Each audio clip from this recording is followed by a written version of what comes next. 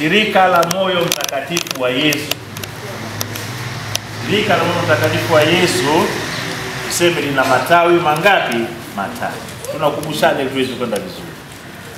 Shirika la Moyo Mtakatifu lina matawi matatu. Lakini wote ni wanachama wa Shirika la Moyo Mtakatifu wa wako Moyo Mtakatifu wa Yesu Pioneer. Wako Moyo Mtakatifu wa Yesu Utume wa Sala, wako Moyo Mtakatifu wa Yesu. Lakini yote haya lengo lake ni kuuliza Moyo Mtakatifu wa Yesu. Sasa mimi ningeomba sisi ambao tuko wanachama na ambao tupo na ambao tutaendelea kuwepo, tuendelee kutoa elimu kwa wengine. Wengi wanasita sana kujiunga na Moyo Mtakatifu wa Yesu kwa sababu wanajua ukijiunga na Shirika la Moyo Mtakatifu wa Yesu utaacha kunywa nini? Kwa ndio maana unakuta wengi wanasita. Na wengi wanafikiri shirika hili ni kwa ajili ya kuzuia kutokunywa nini? Pombe.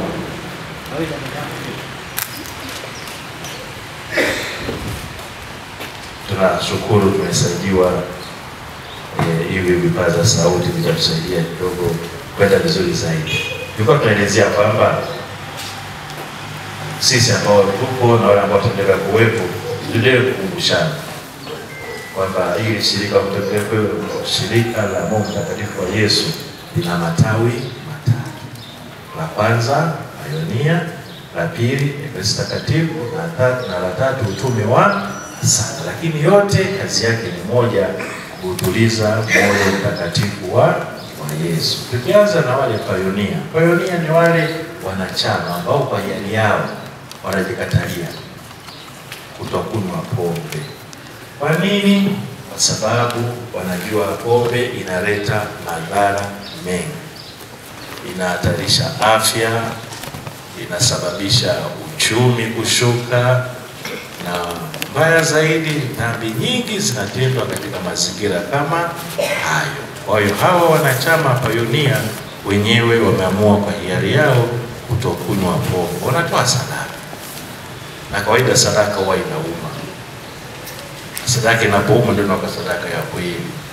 Na hawa Pioneer wana sala, na kila siku lazima watoe ile sala ya nishana kutoka kwa Mtakatifu wa Yesu na kuvaa beji ile ya Pioneer. Pioneer maana yake ni mashujaa. Mashujaa hawa ambao kazi yao ni kuutuliza Roho Mtakatifu wa Yesu. Ili tawi la pili la Ekaristi Takatifu, wenyewe kazi yao kubwa ni kumwabudu Yesu wa Ekaristi. Mara nyingi sana tunamwacha Yesu. Tukikumbushana hapa toka tuliposali ile Alhamisi Kuu, baada ya misa kulikuwa kuna kuabudu Ekaristi. Na wengi tulikwenda kwa sababu labda tulipangwa, labda jumuiya yetu imepangwa kuanzia saa fulani mpaka saa. Na wengi tulienda kwa sababu tuko viongozi. Unaona sana nisipoenda ni ataongoza. Lakini hatakuwa na ule moyo wa kukaa sana Yesu wa nini? Wa Ekaristi, kumsindikiza katika saa yake ya mateso. Kwa hiyo wale wanachama wa Moyo Mtakatifu wa Yesu Ekaristi, kazi yao ni kumwabudu Yesu wa Ekaristi, kukaa naye, kumrudishia joto ambalo analihitaji. Anakosa upendo wa sisi binadamu. Alitupenda sana Yesu, lakini mara nyingi sisi binadamu tunakurudisha nini ule upendo. Kwa wenzetu wenyewe kazi yao ni kukaa na Yesu wa Ekaristi, kumwabudu Yesu wa Ekaristi kwa niaba yetu. Na la tatu ni utume wa sala. Wenyewe kazi yao kubwa ni kusali kwa ajili ya nia ya Baba Mtakatifu, ili kuendelea kutuliza Roho Mtakatifu wa Yesu. Kwa hiyo mashirika yote matatu yanaunda shirika la Moyo Mtakatifu wa Yesu. Wote tulioko hapa wote ni wanachama wa Moyo Mtakatifu wa Yesu. Lengo letu ni kuendelea kusali, kuutuliza Moyo Mtakatifu wa Yesu, kumrudishia mapendo makubwa ambayo alitupenda sisi binadamu. Na haya yote ukitaka kuyafahamu lazima usome kwenye vitabu, hasa kile kitabu ambacho kinamweleza Mtakatifu Maria Margareta Alacoque, ambaye yeye alifunuliwa siri hiyo ya Moyo Mtakatifu wa Yesu na akapewa maagizo, nao maagizo tunaendelea kuyaishi. Na sisi wengine toka Alhamisi Kuu labda juzi wakati wa kutembeza Ekaristi Takatifu. Ndio tulisali wale ambao walipata nafasi ya maeneo ya parokia, lakini si wengine wa Vigangoni hata ile hiyo Jumapili tulishinda. Labda kama usafiri uende makao makuu ya parokia. Tulitembea na tutaona katika maelekezo mbalimbali ni mojawapo kati ya sherehe zetu sisi wanachama wa Mtakatifu wa Yesu. Kwa hiyo tutaka tukumbushane kwanza hayo machache, na sasa tutaendelea vile vile kuendelea kujifunza na kukumbushana kitu kimoja baada ya kingine ili tuweze kwenda pamoja. Sisi tunaitwa wanachama wa shirika la Moyo Mtakatifu wa Yesu. Madhumuni au nia au lengo la hili shirika la Moyo Mtakatifu wa Yesu, tunakumbushana ili tuweze kwenda pamoja. Madhumuni yake ni kutakatifuza wanachama wake na kutumikia Moyo Mtakatifu wa Yesu. Lengo la kwanza la shirika la Moyo Mtakatifu wa Yesu ni kutakatifuza wanachama, kama ambavyo tumesema kutoka mwanzo. Kesho ni siku ya kuombea nani? Mapadri wafanywe watakatifu. Sasa hili shirika la Moyo Mtakatifu wa Yesu kwanza kabisa ni kuwatakatifuza. Kutakatifuza maana yake ni kuwafanya kuwa watakatifu. Kwa sisi wanachama tuliopo hapa na wengine ambao hawapo, lengo la shirika letu kwanza kabisa ni kutufanya sisi wanachama kuwa watakatifu. Ni kutakatifuza wanachama na kutumikia Moyo Mtakatifu wa Yesu. Kwa hiyo kutakatifuza wanachama na kutumikia Moyo Mtakatifu wa nani? Wa Yesu. Sisi wote matawi yale matatu, maana yake na lengo lake ni hilo: Ekaristi, Paronia na utume wa sala. Ni kutumikia huyu Moyo Mtakatifu wa Yesu katika nyanja ambazo tumezisema. Dhumuni la pili la shirika la Moyo Mtakatifu wa Yesu ni kusimika ufalme wa Kristo katika nyoyo za wanachama. Kusimika maana yake kuweka. Kusimika ufalme wa Kristo katika nyoyo za wanachama. Kusimika yani kuweka ufalme wa Yesu katika nyoyo zetu. Hilo ni dhumuni la pili. La kwanza tumesema kutakatifuza wanachama na kutumikia Moyo Mtakatifu wa Yesu. La pili tumesema kusimika ufalme wa Kristo katika nyoyo za wanachama wa Moyo Mtakatifu wa nini? Wa Yesu. Na tatu, kuimarisha maisha bora kwa kutafuta njia bora na mbinu za afya za kujiongezea uchumi. Kuimarisha maisha bora. La tatu, kuimarisha maisha bora kwa kutafuta njia bora za kiuchumi ili kuinua hali za wanachama. Ili tutalisemea kidogo kwamba kutafuta kuimarisha maisha bora ya wanachama kwa kutumia njia sahihi za kiuchumi. Sisi wanachama wa Moyo Mtakatifu wa Yesu au shirika letu hili ni shirika la kujitoa sadaka. Ndio maana una shirika letu sisi hatuna mradi wa aina yoyote. Hatuna miradi sisi tofauti na vyama vingine vya nini? Vya kitume. Sisi hatuna mradi wala unaona sikenda siku moja nazungumzia miradi ya shirika. Shirika letu sisi ni kujitolea, ni sadaka. Kila kitu tunachofanya nini? Ni sadaka. Sasa huwezi kutoa sadaka bila kuwa wewe mwenyewe una kitu. Lazima una kitu ndio maana utoe kitu. Ndio maana shirika hili kazi yake ni kuwakumbusha wanachama wake kutumia njia bora za kiuchumi kupata kipato. Siku hizi kuna biashara nyingi ambazo sio halali. Tusiingie huko ndugu zangu katika biashara ambazo sio halali.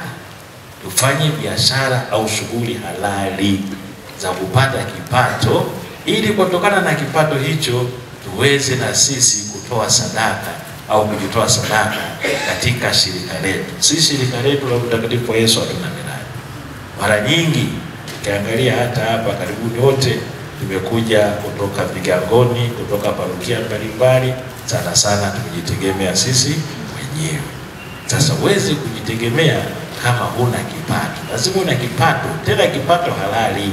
Sio kipato tu, kipato halali. Hata hii michango tuliochanga ya kufanikisha sherehe ya kesho na semina na mafungo, yote vimetoka katika mifuko yetu. Sasa lazima kuwa na mfuko ambao uko imara, yenye uwezo wa kiuchumi, ili basi na wewe uweze kuchangia katika kipato cha kujitoa kwa ajili ya wanachama wenzako.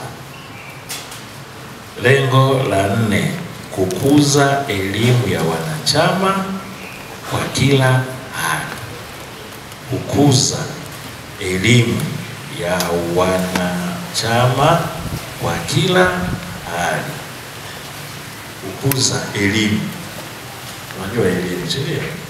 Tumesoma karibu moja, kuna shule hizi wanachama wenzangu naleta na hawa wengine wadogo hawa ambao ni sasa wamejiandaa kuja kushika nafasi zetu baadaye. Kukuza elimu ya wanachama kwa kila hali. Ukisema kwa kila hali maana yake nini?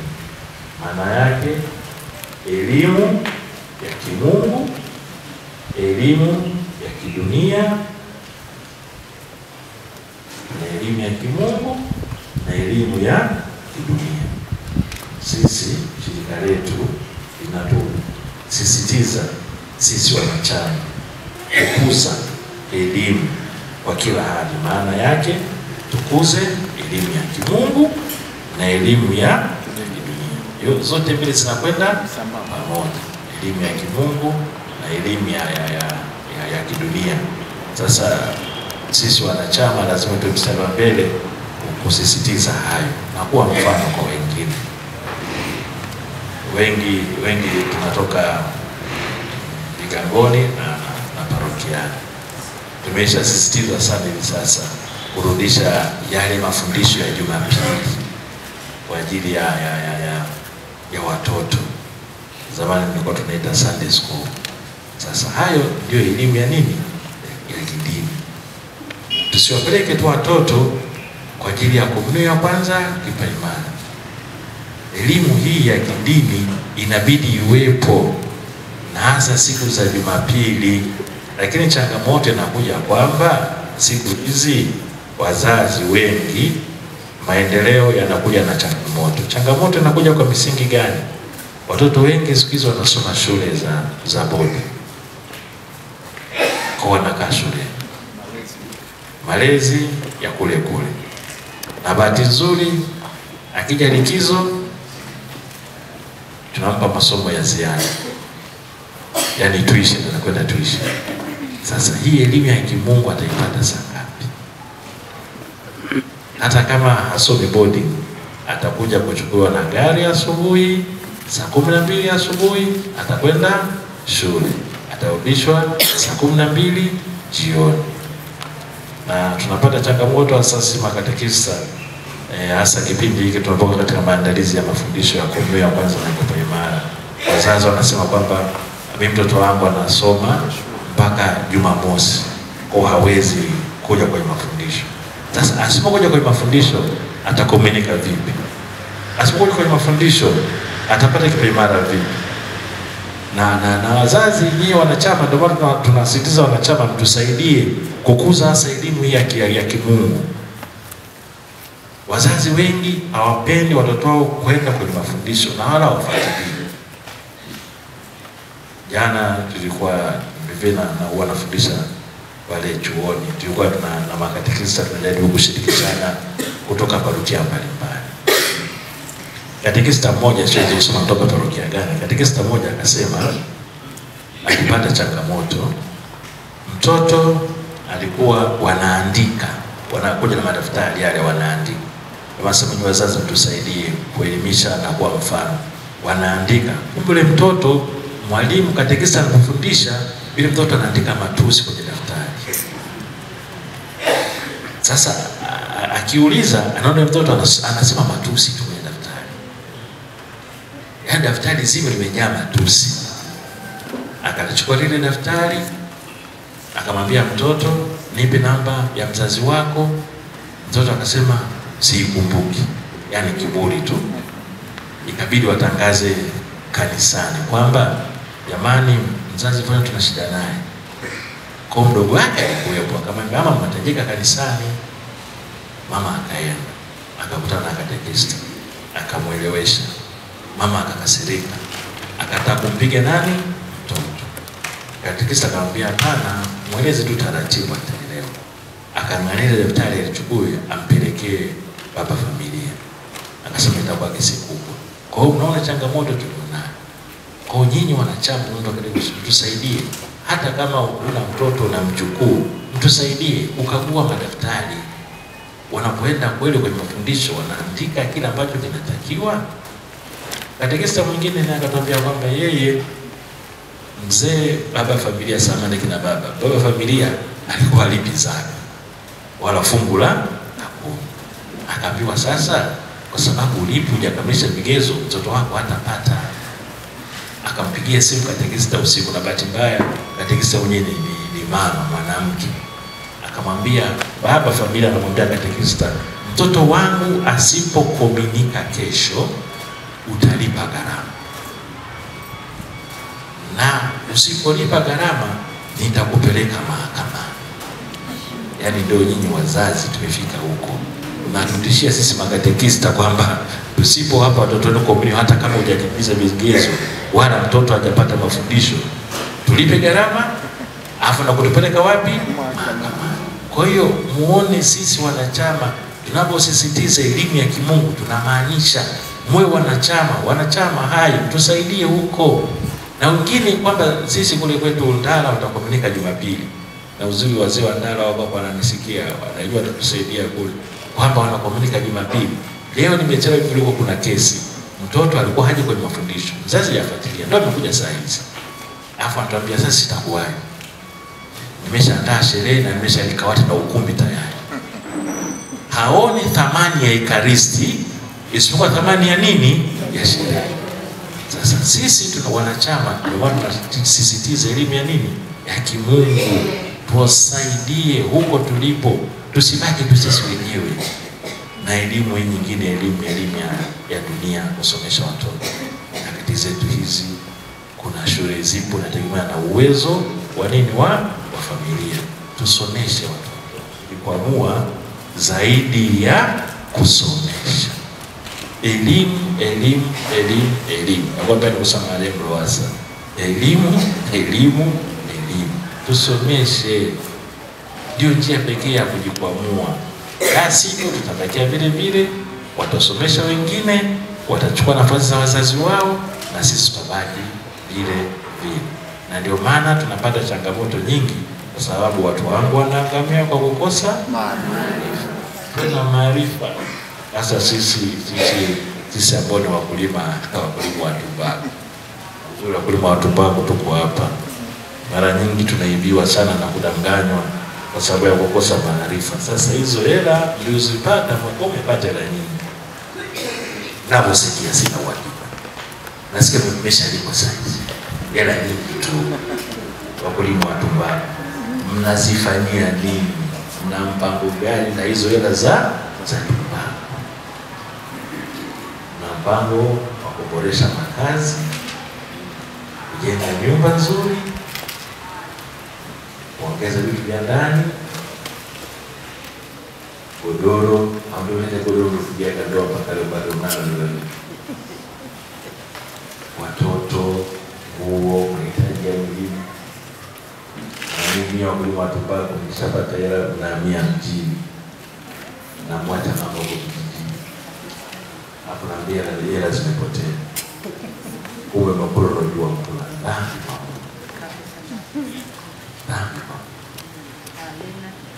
Na kula inaiba jasho la wengine. Maana familia nzima inahusika katika swala hilo la kulima na nini la tumbaku. Na ugongo wa tumbaku tunaanzaga sasa hivi kwa tuanze kupiga kwa beti mwezi wa 7 wa 8. Tunaanza kulima beti mpaka mwakani. Sasa jitahidi hizo hela za tumbaku muwasaidie watoto kusoma na kuboresha maisha yao na kuweka akiba. Hatuna utamaduni wa kuweka akiba sisi. Ndio maana tupata changamoto tunaanza kuhangaika. Tuweke akiba. Mara nyingi wakulima tusamani nasema tu wakulima wa Sabato babu yangu wakulima wa tumbaku. Wakulima wa tumbaku huwa walimi mazao ya chakula. Wanasubiri wapate hela za tumbaku wanunue nini? Chakula. Sasa na mwaka huu mvua zilikuwa za hivi tena. Mkumbuke kununua chakula. Mahindi, mpunga, maharage, ndio chakula muhimu kiharibika. Na hasa watu wa huko mnazamba naagiza na dagaa kutoka Kigoma, samaki kutoka Nguruka, Msinge. Mweke akiba ya chakula. Mwaka huu ni mwaka mgumu. Ndugu zangu, tulikuwa tunaongelea swala la lengo la 4 madhumuni ya shirika la Mtakatifu wa Yesu, hasa kukuza elimu kwa wanachama kwa kila hali, maana elimu ya kimungu na elimu ya kidunia. Tuweze kufanya hayo ndugu zangu, ili tunaposimika Roho Mtakatifu wa Yesu kweli usimike katika mioyo yetu, na sisi tuweze kupata manufaa yale ambayo yanapatikana kwa ajili ya shirika la Mtakatifu wa Yesu. Namba 5, kufanya juhudi ya kuondoa aina zote za uovu. Madhumuni ya shirika. Namba 5, kufanya juhudi ya kuondoa aina zote za maovu. Maovu ni mengi. Sasa si wanachama, lengo la chama chetu ni kufanya juhudi za kuondoa aina zote za maovu, ubaya na upotovu wa kila namna. Kufanya juhudi ya kuondoa aina zote za uovu, ubaya na upotovu wa kila namna. Kufanya juhudi za kuondoa uovu, ubaya na upotovu wa kila aina kwa njia zifuatazo. Kufanya juhudi kwa njia zifuatazo. Kwanza, kwa njia ya sala, ambapo mara nyingi tunamtegemea Mwenyezi Mungu. Pili, kwa kuwashauri wenzetu.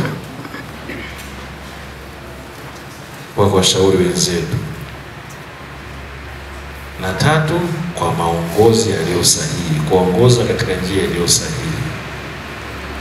Tujitahidi kufanya juhudi za kuondoa aina zote za uovu, ubaya na upotovu wa kila namna. Kwanza kwa njia ya sala, pili kwa mashauri, na 3 kwa maongozi.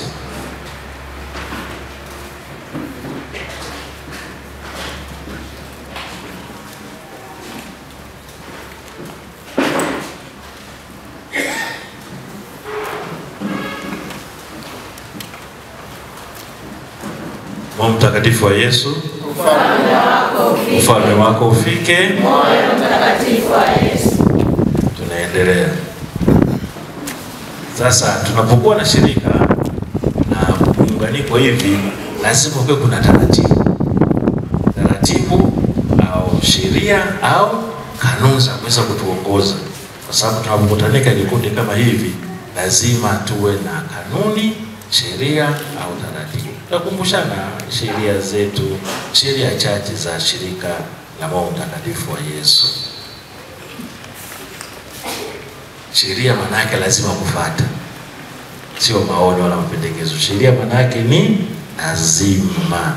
Ya kwanza, sheria sisi wanachama, sheria ya kwanza inasema kujitolea kila siku unapoamka asubuhi. Kujitolea kila siku unapoamka asubuhi kwa moyo mtakatifu wa Yesu.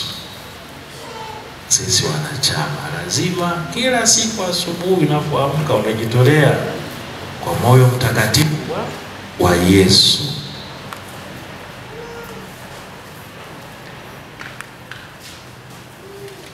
Kila siku asubuhi sisi wanachama lazima kujitolea kwa moyo mtakatifu wa Yesu. Shughuli zetu zote tuzikabidhi kwake.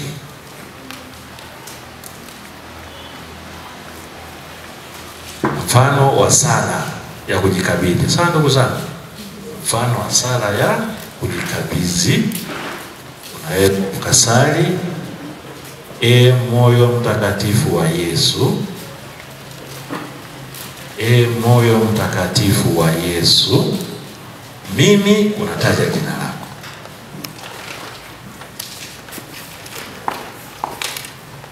Mimi, unataja jina lako.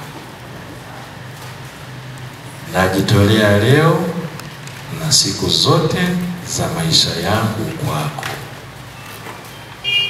E moyo mtakatifu wa Yesu, mimi, unataja jina lako, najitolea leo na siku zote maisha yangu kwako. Mimi ni mali yako na kila nilicho nacho kinatoka kwako. Huu ni mfano wa sala ya kujitolea kwa moyo mtakatifu wa Yesu. Sheria namba moja, sio wanachama lazima ujiamke asubuhi ujitolee kwa moyo mtakatifu wa Yesu. Pili, kupokea sakramenti ya kitubio mara kwa mara. Sisi wanachama wa shirika mtakatifu wa Yesu, sheria namba 2 ni kupokea sakramenti ya kitubio mara kwa mara.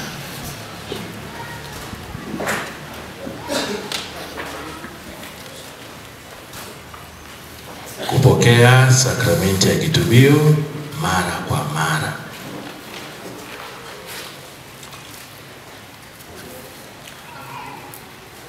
Tatu, kuhudhuria misa takatifu, hasa Ijumaa ya kwanza ya mwezi. Sasa inategemea na mazingira. Kuhudhuria misa takatifu hasa Ijumaa ya kwanza ya mwezi. Inategemea na mazingira. Wengine wanaadhimisha misa asubuhi, wengine wanaadhimisha misa jioni, ili wanachama waweze kuhudhuria kwa wingi. Hilo la kuhudhuria misa takatifu kila Ijumaa ya kwanza ya mwezi. Na tatu, kupokea ekaristi takatifu hasa Ijumaa ya kwanza ya mwezi. Ndio maana inakwenda sambamba na ile kupokea nini? Kitubio.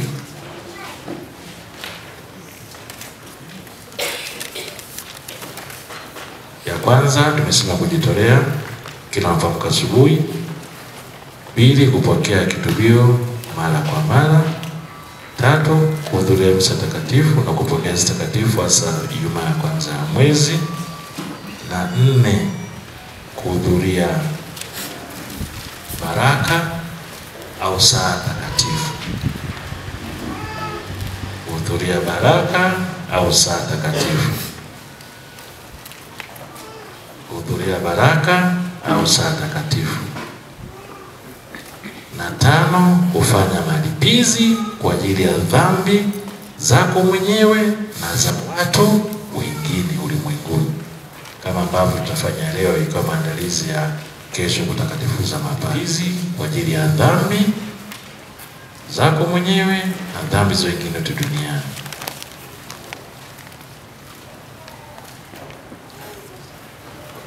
Na 6, kuwa na nia ya kuto ukosea moyo mtakatifu wa Yesu. Weka nia ya kutouchukiza moyo mtakatifu wa Yesu.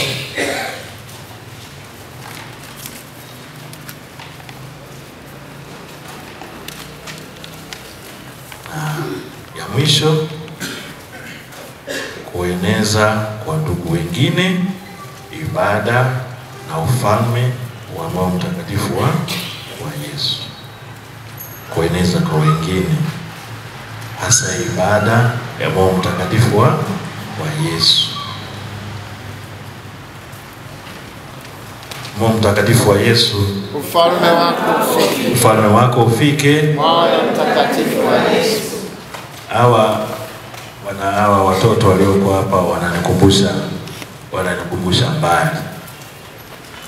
Sisi tulipokuwa bado wadogo, wengi mnamfahamu mama yetu, Mama Maziko. Tulikuwa tunapelekwa kama watoto hawa. Na tulikuwa tujui ni nini. Na ilikuwa lazima kwenda. Siku hizi ni mkubwa, amekuwa mzee. Alikuwa mkali sana. Sana. Sisi yuko hapa, si hayupo. Alikuwa mkali sana yule mkubwa. Ilikuwa ni lazima kwenda kushiriki mikutano, semina za Moyo Mtakatifu wa Yesu. Na wakati ule kulikuwa kuna kituo kinaitwa kituo cha uchungaji. Wale wenyewe wanakikumbuka kituo cha uchungaji. Kilikuwa pale, siku hizi zilikuwa hostel za chuo kikuu pale. Ndio tulikuwa tunafanyia semina, kulikuwa kuna ukumbi, kulikuwa kuna madarasa, kulikuwa kuna ofisi. Wakina marehemu mzee William Kasele walikuwa wanakaa kule, kina marehemu katekista Leo Mabala, yule mratibu wa mambo ya katekesi walikuwa kule. Kwa hiyo ilikuwa ni lazima kwenda kule. Wewe unajua au hujui. Na ilikuwa mkirudi nyumbani lazima waulize wamefundisha nini leo. Na yeye mwenyewe sana kuwepo, amefundisha nini. Na ilikuwa ndio mama amesema nasisitiza hii, yani kueneza kwa wengine ibada ya Mtakatifu wa Yesu na kusimika hiyo. Hata marehemu baba yetu alishafariki 2008, kaka yake na mama Kahabi hapa, na yeye alikuwa analazimishwa kwenda. Alikuwa akitoka kazini, alikuwa anafanya kazi posta, alikuwa lazima aende kwanza kwenye semina.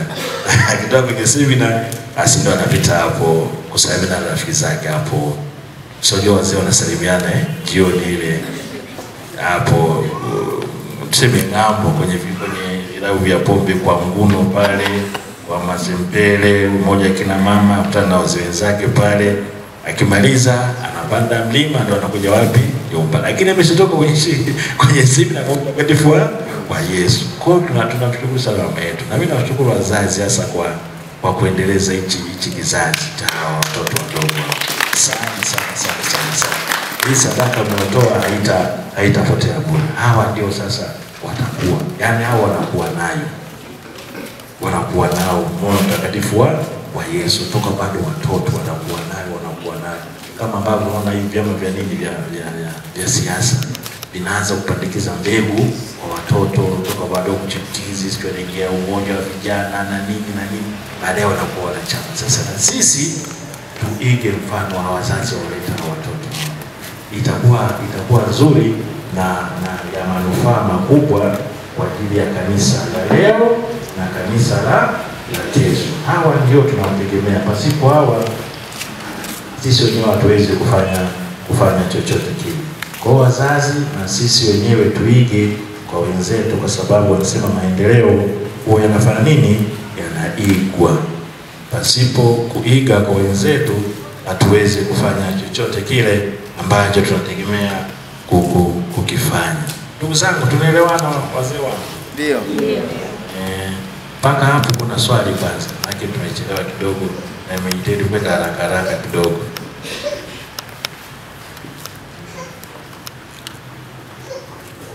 Moyo Mtakatifu wa Yesu, Baba ametupa ridhaa kwamba kama kuna mtu anaweza kuwa hajaelewa, basi anaweza akauliza swali. Karibuni sana.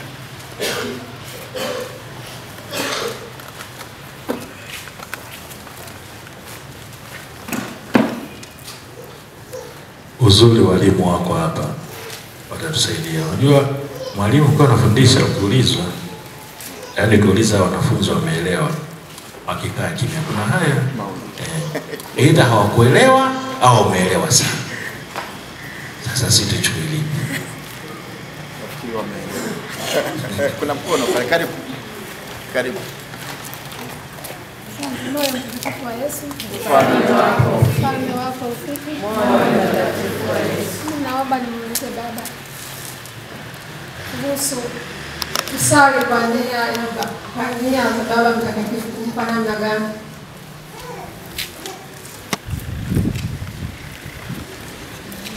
ule utume wa Mungu Mtakatifu wa Yesu, utume wa sala, kila mwezi huwa vinatolewa vikaratasi vile kwa ajili ya nia za Baba Mtakatifu, kuanzia mwezi wa kwanza mpaka mwezi wa 12. Sasa umetuambia inabidi tufanye utaratibu na viongozi, na sisi ndio tunazipata kutoka kule Dodoma. Sawa mama yangu? Vinatoka kila mwezi. Wao wanatoa nia za Baba Mtakatifu ni hii mwezi huu mpaka kuanzia Januari mpaka Disemba. Na kwa sababu viongozi wako hapa, na tarehe 18 mwezi wa 9 kuna mkutano wa kitaifa kule Kigoma, nimepata barua ya mwaliko, basi naomba hilo mlichukue. Mlichukue hilo hapa na sisi tupate mapema. Sinakuja na siku safari rahisi sana, mabasi yanatuletea, alafu kwa sababu wa viongozi wako hapa mjini, basi tunapata kwa urahisi zaidi, ili tuweze kuungana na wengine wote wa utume wa sala, kusali kwa ajili ya nia za Baba Mtakatifu. Ndio. Karibu. Kuna ngoja kwanza pale. Moyo mtakatifu wa Yesu, Ufalme wako ufike. ufalme wako ufike. Moyo mtakatifu wa Yesu. Mimi nimefarijika kwa mafundisho haya ambayo tumeanza, hasa sehemu ile baba alipokazia kwamba elimu ifundishwe, ile ya kidunia na ya kimungu. Na kwa jinsi kwa kupitia watoto hawa walioko hapa, kwa kweli inaonyesha kwamba hakutakuwa na vita tena baadaye, kwa sababu kama mtoto mdogo amejua moyo mtakatifu wa Yesu, sidhani kama anaweza akaanzisha vita moyoni. Hivyo basi, kama wana utume, tukirejea nyumbani tuwahimize watoto waujue moyo mtakatifu wa Yesu, kwa baadaye hakutakuwa na vita tena. Moyo mtakatifu wa Yesu, Ufalme wako ufike.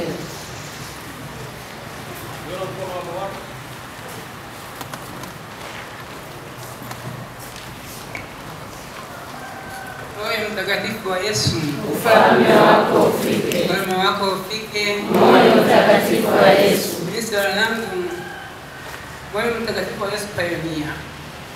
Nilikuwa na mama mmoja, tulikuwa naye miaka mingi, lakini kwa muda huu aliona kwamba cheo cha Pioneer kishuke kwake. Akasema kwamba kaomba, je, ukiwa mwana Pioneer, je, una uwezo wa kurudi nyuma ukawa moyo mtakatifu wa Yesu Ekaristi? Mimi kwa mawazo yangu nikashindwa kumuelewa wala kumjibu. Nikasema italipeleka kwa wanaohusika. Na ndio maana naomba msaada huu ili mtu huyu fanyeje naye. Moyo mtakatifu wa Yesu. Ufalme wako ufike. Jamani, tumemwelewa mama. Amesema hivi, kuna mwanachama mwenzetu mmoja alikuwa yeye ni Pioneer. Lakini alipokuwa naendelea akaona kwamba huku Pioneer masharti ni magumu mno. Sasa anataka kubadilisha usafiri, aje utume wa sala au Ekaristi. Je, inawezekana? Kwa sababu tunao viongozi hapa, tuomba tusaidiane. Bwana mtakatifu wa Yesu, Ufalme wako ufike. ufalme wako ufike. Moyo mtakatifu wa Yesu. Labda baba mlezi wetu, mseminishaji, ni kwamba utume huu wa moyo mtakatifu wa Yesu Pioneer, unapoweka ahadi ya maisha hupaswi kurudi nyuma, na ukiona umerudi nyuma unaacha utume huo, basi unapaswa kwanza urudishe nishani kwa viongozi wako, na ubaki huru. Ukishabaki huru, baadaye sasa, kama unaweza ukafikia hatua ukahitaji kurudi kuomba, utakuja kuomba kwa barua na wewe utafikiriwa. Isipokuwa kama sio mwanapayonia, kama sio mwanapayonia, unahitaji, wewe ni mwanamoyo wa kawaida, sio wa Ekaristi, wa kawaida ambaye sio mwanapayonia, unaweza ukaweka ahadi, lakini baadaye ukahitaji kuwa mpayonia. Payonia ni daraja la juu kidogo, tofauti na wanamoyo mtakatifu wa Yesu wa kawaida. Kwa hiyo kutoka kwenye moyo mtakatifu wa Yesu kawaida kwenda kuwa mpayonia ni hatua nyingine, unapiga hatua. Ndio maana kanisa na viongozi wa shirika taifa wanashauri tunapoweka ahadi, tuweke ahadi kwa kutumia nishani hiyo, beji kama aliyobaba. Hiyo ndio beji ya moyo mtakatifu wa Yesu.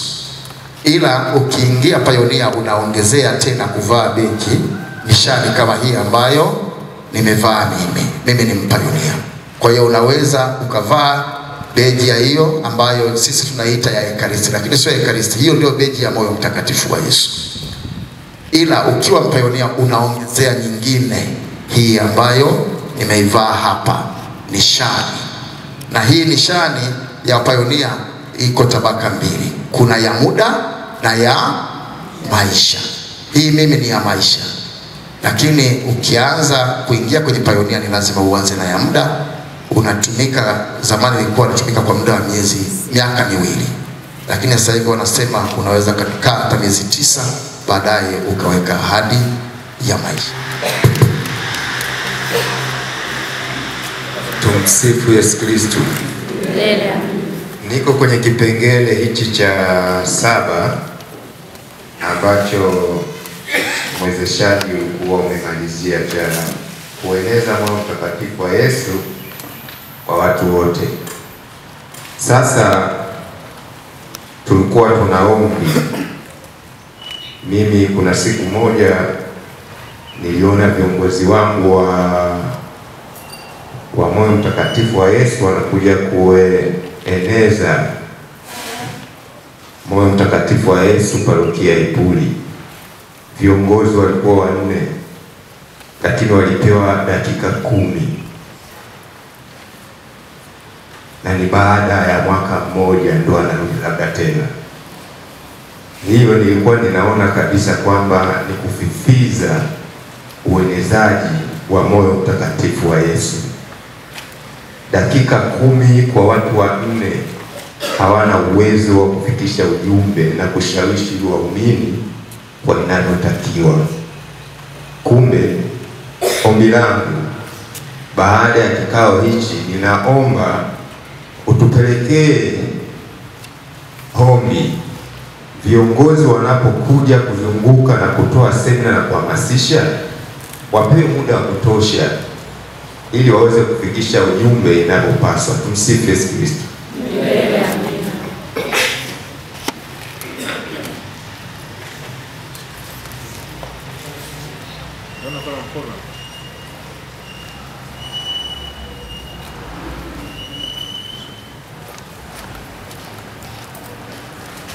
Ni kama ushauri na kuelezea mambo fulani kwa kifupi. Huyo mama aliyezungumza yule mwanamoyo ambaye anamekengeuka, hajui, alikuwa ni mwanapayonia, anayumba. Mwenyekiti wetu ameeleza. Alafu kinachotakiwa pale ni elimu. Kama hajapata elimu ya kutosha mkamruhusu aingie, ndio matatizo haya yanayojitokeza. Alafu kuna aliyemalizia anasema kwamba kuna watu wa jimbo walienda kuhamasisha kwenye moyo mtakatifu wa Yesu Ipuli. Kuna mambo fulani, kuna kuhamasisha na kushawishi. Kunapokwenda, tumefanya hizo ziara, unapokwenda Kigangoni, uwe kwenda parokiani, unaenda kuwaeleza wasiojua moyo ni nini, kwa kifupi kabisa. alafu ukimaliza ndio kwa kifupi tumeomba iwe ni muda. Mimi nilikuwa naenda sehemu fulani na kataa, kama mkinipa dakika 20 siwezi kuongea lolote la maana. Kwa hiyo uandae, wewe unaenda kuhamasisha, uandae wale watu unaoenda parokia nako kwenda, wakupe muda wa kutosha, matangazo yapungue ili uweze kuongea kwa summary, kwa brief, kwa summary watu wakuelewe. Wanaokuwa wameelewa kwenye misa hiyo, mkitoka nje mnawaita. Wanani wamevutwa wanakuja. Hapo watu wanaokuja kuhamasisha wajimbo wanaondoka. Sio kwamba wamekuja ndio ujiunge baadaye upokelewe. Wale mnawakusanya wote mliowahamasisha, mnawaweka kwenye darasa kwenye parokia yenu, lazima wasome. Wasiposoma, ndugu zangu, ndio mtu anavaa kanzu la moyo mtakatifu wa Yesu, baada ya mwezi mmoja analitundika kwenye msumari. Elimu. Mimi bahati nzuri nilipewa na marehemu mzee Kazioba pale Makokora. Tulikuwa watu kama wangapi hapo, tulipewa na yeye pale parapara. Alikuwa anakwambia kama huwezi kusoma ndani ya miezi 9 kweli hujaiva. Watu kama aive ndio kumuingiza, kwa sababu kujitoa kwa Yesu ni kazi nzito. Usiwe ni mbabaishaji. Kwa hiyo elimu, mimi nafikiri ni elimu. Wale unapowapata tu wale mnawakusanya. Mimi sasa hivi Makokora tunawaandaa watu wakuja kupokelewa, lakini bahati nzuri wamenikabidhi hayo majukumu na wapa elimu. Kama mtu hajaiva na nina register kwamba yule anahudhuria, tunakaa na naomba kamati tendaji wanakaa, wanasema huyu ameiva, sawa, huyu ameiva. Kwa hiyo haya matatizo tunayozungumza haya hayatakuwepo. Moyo mtakatifu wa Yesu. Ufalme wako ufike. Moyo mtakatifu wa Yesu.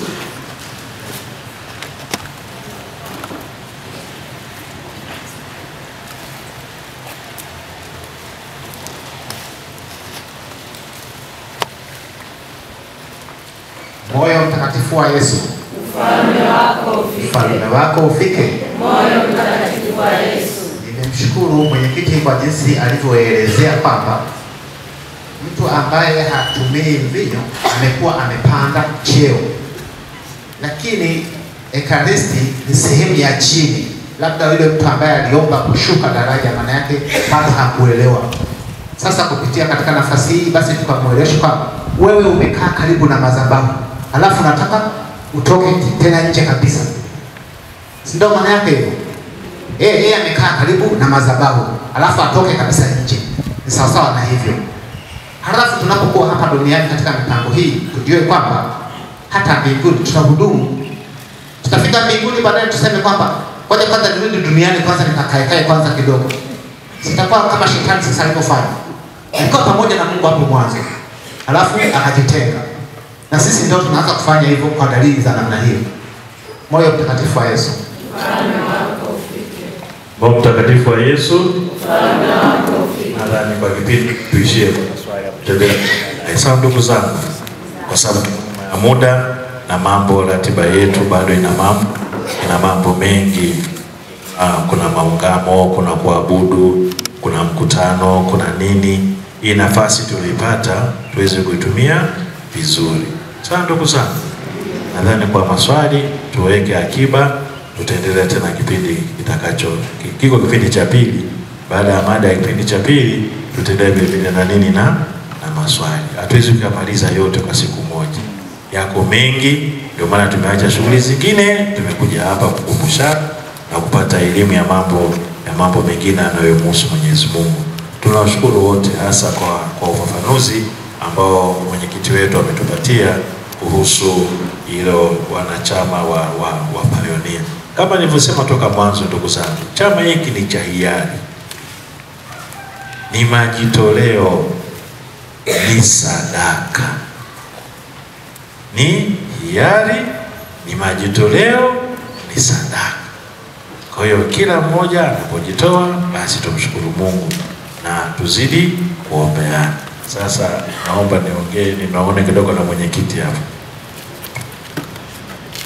Nakumbushe mambo machache tena ndugu zangu, sawa? tumeona lengo, madhumuni na sheria za shirika moyo mtakatifu wa Yesu. Ni majitoleo, ni sala, ni sadaka. Na vile mama yetu ambaye anajua siri nyingi za moyo mtakatifu wa Yesu, vile mama yetu Maria Margareta Lacock, Yesu alimwahidi mambo mazuri kwa kila mmoja ambaye atafanya hii ibada ya moyo mtakatifu wa Yesu kwa miezi 9 mfululizo. Utapoteza, utapata. Hata umuda tuliotoa sadaka, tumekuja hapa, tumeja shughuli zingine, ni sadaka. Tunajiandaa, tutaingia katika mada baadaye hiyo ya kueleza kutakatifuza mapadri maana yake nini. Kwa nini siku hiyo imewekwa kwa ajili ya kutakatifuza mapadri? Sasa kabla tujaingia katika mada, tujikumbushe hizi ahadi hizi ambazo mama Maria Margareta Lacock alielekezwa na Bwana Yesu mwenyewe. Ziko ahadi 12. Ziko ahadi 12 kwa wale watakaopata ibada ya moyo mtakatifu wa Yesu: kusali kila Ijumaa ya kwanza ya mwezi, kupokea Ekaristi Takatifu, na kabla ya hapo kufanya nini? Kitubio. Tumesema lazima kuungama mara kwa mara. Kwa hiyo ili uweze kupata manufaa haya ya hizi ahadi 12, kwa hiyo inabidi Alhamisi ya kwanza ya mwezi upate sakramenti ya kitubio. Kama sio Alhamisi ya kwanza ya mwezi, basi Ijumaa yenyewe ya kwanza ya mwezi kabla ya nini? Ya misa. Unapata kitubio, una misa takatifu, unakomunika kwa heshima ya moyo mtakatifu wa Yesu. Na kila Ijumaa ya kwanza ya mwezi kwa tunasali misa takatifu kwa heshima ya moyo mtakatifu wa Yesu. Yesu ametuahidi nini tukifuata ibada hiyo kwa miezi 9 mfululizo? Ya kwanza, nitawajalia neema zote zilizo za lazima katika hali yao. Yesu, moyo wa Yesu anasema nitawajalia neema zote zilizo za lazima katika mahitaji yao. Neema ni baraka ambazo zinapata kutoka kwa Mwenyezi Mungu. Neema zote za lazima katika mahitaji yao. Ya pili, nitaleta amani katika jamaa zao. Ya pili, nitaleta amani katika jamaa zao. Tunajua tunaishi na watu, familia, ndugu, jamaa, watu tunakorofishana, tunakosa amani, tunakosa kuelewana, tunakosa kusikilizana, tunakuwa na malumbano sengine yakuwa hayana hata msingi wowote. Na mara nyingi zaidi hasa kunapotokea changamoto, hasa misiba inapotokea, labda baba familia amefariki, mara nyingi huwa kuna malumbano, hasa kugombania mali za nini za marehemu. Unakuta ndugu wa mume wanakuja wanataka kila kitu. Sasa Yesu ameahidi kwamba nitaleta amani katika jamaa zao. Namba 3, nitawafariji katika mashaka yao yote.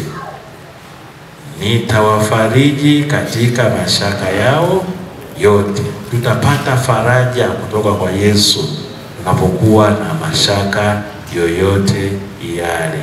Namba 4, nitakuwa makimbilio yao katika maisha, hasa saa ya kufa kwao. Namba 4, nitakuwa makimbilio yao katika maisha na hasa saa ya kufa. Wale watu wazima wanajua, mara nyingi mwili na roho vinapotengana huwa mara nyingi tunahangaika mno. Tunahangaika sana. Na ukiangalia kwa misale huwa kuna sala kwa kifo chema, wengi hatusali hiyo sana. Lakini sasa ukihudhuria, ukiungama, ukipokea, sali misa kwa miezi 9 mfululizo, Yesu anasema itakuwa makimbilio yao katika maisha yao, hasa saa ya kufa. huwa tunahangaika sana sana kufa. Namba 5, nitawashushia baraka nyingi katika kazi zao. Namba 5, nitawashushia baraka nyingi katika kazi zao. Kama tulisema sisi wanachama, chama chetu hiki ni cha kujitolea, hatuna mradi, na ndio maana tukasema wanachama tutafute fedha, tufanye miradi iliyo sahihi ya halali ili tuweze kupata mahitaji yetu. Na ndio maana Yesu ametuahidi katika hiyo ahadi namba 5, anasema nitawashushia baraka nyingi katika kazi zao ili tusiwe tunahangaika. Na namba 6 anasema hivi, wakosefu watapata moyoni mwangu kisima. Wakosefu watapata moyoni mwangu kisima.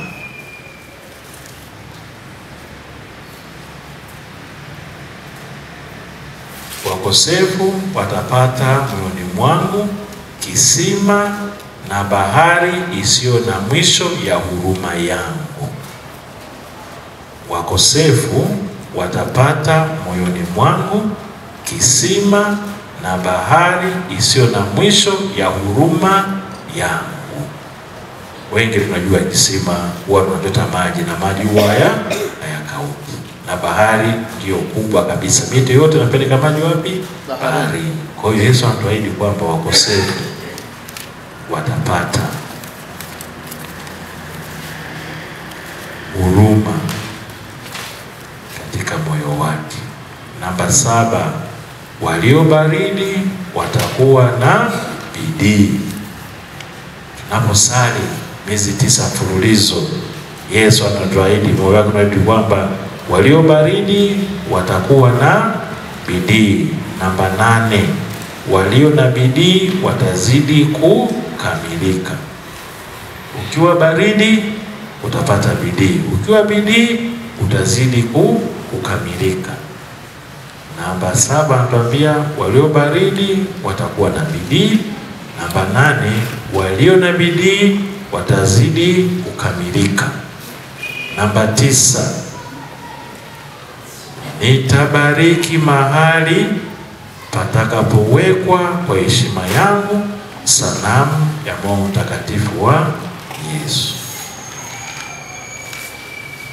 Namba 9, nitabariki mahali patakapowekwa kwa heshima yangu sanamu ya Mungu mtakatifu wa Yesu. Katika ibada zetu huwa kuna kipengele cha kusimika sanamu au picha ya Mungu mtakatifu wa Yesu katika familia. Na pale ndio kama mtaja nini ya familia. Kwa hiyo tukumbuke hilo. Tuwaombe mapadri waje wasimike sanamu au picha ya Mungu mtakatifu wa Yesu katika familia. Na Yesu ameahidi kwamba pale inaposimikwa sanamu au picha kwa heshima yake atabariki mahali hapo. Sijui kule nyumbani Edward bado mnaendeleza utamaduni kule Igunga? Tulifanya ibada hata usipojibu, tulifanya ibada ya kule Igunga ya kusimika. Tulienda nyumba kwa nyumba na kusimika sanamu kwa heshima ya mtakatifu wa Yesu. Wakumbushe wenzako wale wote na makalenzi wakina mzee Mchuo, tulifanya hizo ibada za kuzunguka asubuhi, tukaenda kila familia. Na kama nilikwambia kwamba pale chuoni wako wanachama. Tunapata wanachama wako 8 wa mtakatifu wa Yesu. Sasa wale wanachama tumesema hivi, nyinyi kweli ni wanachama, lakini ratiba ya shule inawabana. Lakini kwa hiyo inawabana, wako wanachama wa mtakatifu wa Yesu, wako wanachama vile vile wa utume wa Fatima. Nikasema hivi ni vyama vya kitume, lazima mtafute muda wa kwenu, msibaki kanisani na tule tawabana. Kwa hiyo tumeshatafutia sanamu ya Mungu mtakatifu wa Yesu pamoja na sanamu ya Bikira Maria. Kwa hiyo Ijumaa hao wanachama pale shuleni, chuoni kuna kanisa kidogo, najua kuanzia wakati mko kule wanasali pale. Utume wa Fatima na wanasali. Kwa hiyo tunawekea mazingira hata kama wako chuoni, lakini ile ibada inaendelea. Kwa hiyo na wengine wamenituma, naona baadaye viongozi. Nadhani beji bado zipo sio? Beji hizo wametuma beji na nini, na nikumbushe shinga sawa beji pamoja na nini na vitambaa. Sawa. Ndio kola. Sasa hivi watu vitambaa. Kola. Ni kola. Basi sawa, unaona sasa. Kwa hiyo nikumbusha kwa tunaendelea licha kwa makatekista wako pale, lakini tunaendelea licha kwa kufundisha mambo ya kawaida, tunawafundisha mambo ya vyama, umuhimu wa vyama vya kitume. Ibada zao kule nyumbani sisi pale vile vile tunaziendeleza. Namba 10, nitawapa mapadri nguvu ya kugeuza mioyo migumu. Namba 10, nitawapa mapadri nguvu ya kugeuza mioyo migumu. Ndio maana kesho tunasali kwa ajili ya kuombea na kuwatakatifusha nini mapadri, ili wawe na nguvu ya kugeuza mioyo iliyo migumu. Namba 11, majina ya wale wanaoeneza ibada hiyo. Anatuambia majina ya wale wanaoeneza ibada hiyo. Ibada gani? Ya Roho Mtakatifu wa Yesu yataandikwa moyoni mwangu. Yesu anatuahidi majina ya wale wanaoeneza ibada hiyo yataandikwa moyoni mwangu, wala hayatafutwa milele. Majina ya wale wanaoeneza ibada ya utakatifu wa Yesu yataandikwa moyoni mwa nani? Mwa Yesu, na hayatafutwa milele. Sasa sisi wanachama tunataka nini sasa hivi jamani? Kama Yesu mwenyewe ametuahidi majina hayo yataandikwa katika moyo wake, na majina hayo hayatafutwa milele na hadi ya mwisho.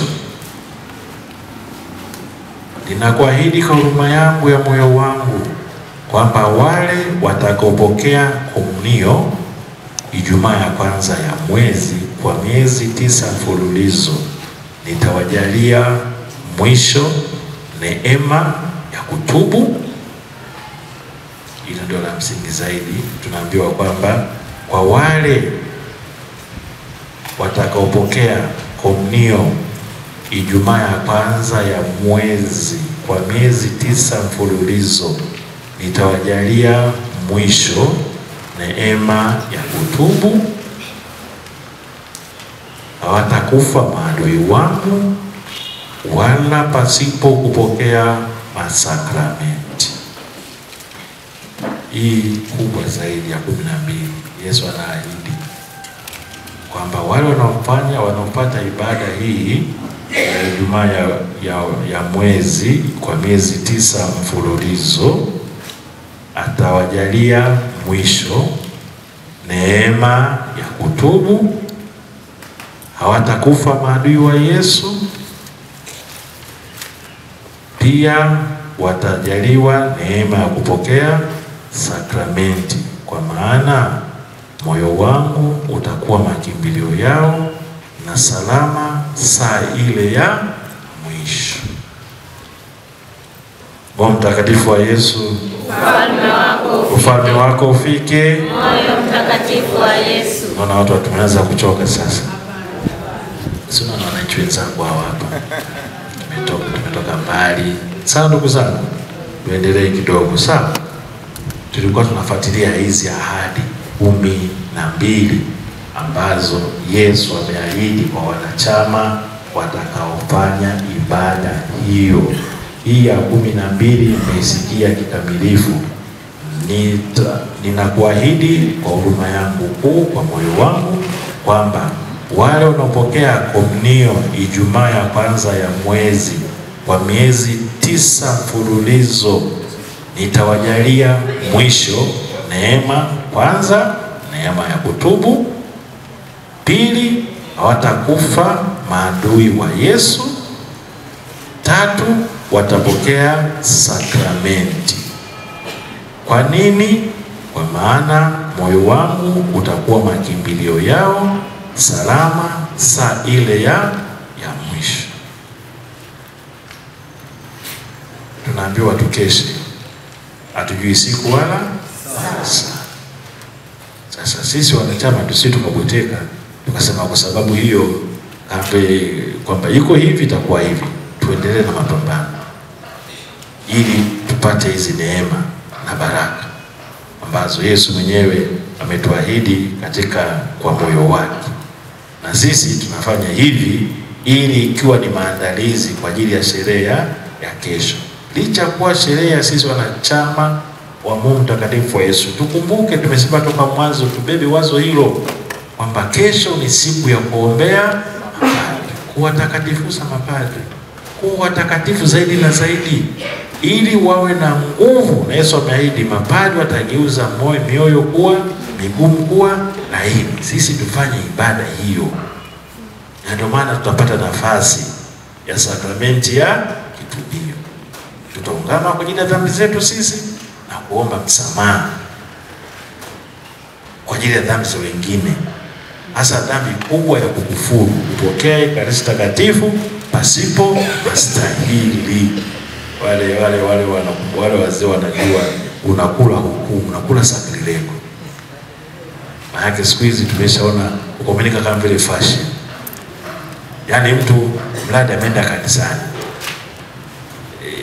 zingine hata mawazo hayapo, mradi likengele melia mkele, basi anasoma na anakwenda. Na watu tunapoteza sasa ile thamani na umuhimu wa Ekaristi. Watu wanaona kwamba kama vile mtindo fulani tu wa maisha. Kama unaenda kwenye sherehe, sote tunaenda kwenye sherehe, si ndio? Huwa kuna ratiba, tunaambiwa na MC, sasa ni wakati wa zawadi, sasa ni wakati wa chakula. Sasa lazima ikifika tu wakati wa chakula, basi kila mmoja anakwenda. Lazima kuna maandalizi. Ndio maana tu huwa tunakumbushwa katika komunio ya kwanza, na nyinyi wazee tunawakumbusha leo umuhimu wa kupokea Ekaristi. Lazima kufanya maandalizi, kwamba unapotaka kupokea sakramenti ya Ekaristi Takatifu na kupasa kuangalia kwanza roho yangu iwe katika hali ya neema ya utakaso. Neema utakaso maana yake ni neema utakaso lazima tuwe. Pili, nimkaribishe Yesu kwa ibada. Lazima usali vizuri. Na tatu, ushika sheria ya kufunga. Sheria ya kufunga maana yake nini? Nisile wala nisinywe kitu chochote kwa muda wa saa moja kabla ya kukomunika. Na pale chini kuna maelekezo, wagonjwa wameruhusiwa kula dawa na chakula cha kimajimaji. Hayo ndugu zangu, sisi wanachama tunayazingatia, ili tukishazingatia haya tuwaelekeze na kuwakumbusha wengine kwamba lazima kumpokea Yesu ukiwa na hali ya neema ya utakaso. Na neema utakaso mara ya kwanza tunaipata kwa sakramenti ya ubatizo. Tunapotenda dhambi tunapoteza neema ya utakaso. Ili kuipata tena neema ya utakaso, lazima kupokea sakramenti ya kitubio. Sakramenti ya kitubio inatupatia neema ya utakaso. Ukishapata neema ya utakaso, unakuwa katika nafasi nzuri ya kwenda kumpokea Yesu wa Ekaristi. Ndio maana tunasisitiza leo kama maandalizi ya kesho kwa ajili ya kuombea na kuwatakatifuza mapadri, tutapata sakramenti ya kitubio. Tujute dhambi zetu, tufanye kitubio ili tuweze kupata manufaa yanayotokana na kumpokea Yesu wa nini? Wa Ekaristi. Tunasisitiza na sisi tusaidiane huko vigangoni, tusiache tu makatekista. Vigango vingi sana tunavyo. Mapadri hawatoshi, watawa hawatoshi. Na ni mara ngapi sisi wa Katoliki huwa tuna moyo kwamba unamwona huyu anakwenda kukomunika lakini hastahili, tunamwacha, tunaogopa. Na Yesu anasema atakayeonekana mbele ya watu ametamkana mbele ya Baba aliye. Tuwe macho. Watu siku hizo wanaona Ekaristi kama vile ushirikina fulani. Wanajua siku zingine wa kidogo basi watu wanakuwa wakali kidogo. Sehemu zingine basi inabidi hata makofi kidogo yaweze kutumika. Wa Urambo na Igunga wanajua. Yaani lazima kumlinda Yesu wa nini wa Ekaristi. Kabisa ndugu zangu. Tusichezee Ekaristi kwa kweli. Kwa sababu ukiondoa Ekaristi basi Ukatoliki haupo. Ni sana madhehebu mengine tu. Sasa sisi wanachama tuwe mstari wa mbele kuwasaidia wengine. Hata kama unaona kwamba hastahili, toa taarifa. Na hasa tunapokuwa katika mkusanyiko wa ibada, labda harusi au misiba, wanakuja watu wengi wa dini mbalimbali. Mwingine anaona umesimama naye anasimama naye. Alafu unajua kabisa huyu hastahili. Toa taarifa kwa katekista au viongozi wa jumuiya ya zamu kumlinda Yesu wa nini? Wa Ekaristi asichezewe. Sasa sisi tusipomlinda Yesu, jamani, jeshi letu sasa la Mungu mtakatifu wa Yesu linakosa nguvu. Ndio maana unaona hata viongozi wakubwa wa nchi anaposimama hivi, kule nyuma huwa kuna nini? Kuna walinzi. Na wengine au kando wote nini? Ni walinzi. Sasa sisi kazi yetu ndio hiyo. Sisi ndio walinzi wa kutetea imani. Ndio maana tunapata sakramenti ya ubatizo ambayo inafungua sakramenti nyingine, tunaweza kupata komunio na baadaye tunapata nini? Kipaimara. Na ile sakramenti ya kipaimara inatufanya kuwa askari imara wa Yesu na kumuungama kwa maneno, matendo, maisha yetu yote. Sisi ndio askari. Sasa ndugu zangu, tunapokuwa katika mafundisho haya na semina hii na maelekezo haya, ikiwa ni maandalizi kwa ajili ya sherehe ya kesho ya Mungu mtakatifu wa Yesu, sherehe yetu, lakini ikiwa zaidi sherehe ya kuombea na kuwatakatifuza mapadi, tukumbuke hilo, umuhimu na thamani ya Ekaristi Takatifu. Jumapili nilikuwa nawakumbusha ndugu zangu tunaokutoka parokia moja umuhimu wa Ekaristi. Tusifanye kwa mazoea. Unasikia mpaka mtu anamtishia katekista kwamba mtoto wangu asipokomunika na kupeleka mahakamani au utalipa gharama. Kwa hiyo ina maana ile thamani ya Ekaristi watu wameishaishusha. Wanaona sherehe au fahari kuleta watu, sio kwa heshima Yesu Ekaristi. Sasa sisi tukumbuke, tuwakumbushe ono muhimu. Hata sisi wenyewe tujiulize, ndugu zangu, tuko hapa tunafanya maandalizi hayo. Wengine kila mmoja anajua mara ya kwanza alimpokea Yesu miaka mingapi mpaka leo. Ule moto, ile shauku, ile hamu uliokuwa nayo ya kumpokea Yesu Ekaristi kwa mara ya kwanza, mpaka leo bado ipo au ule moto umeshazimika? Na kama umesimika, kitu gani kimezima? Tuliandaa kumpokea Yesu. Na naona sasa watu siku hizi wanaenda tu kumpokea, anakuja na tafuna kama vile jojo.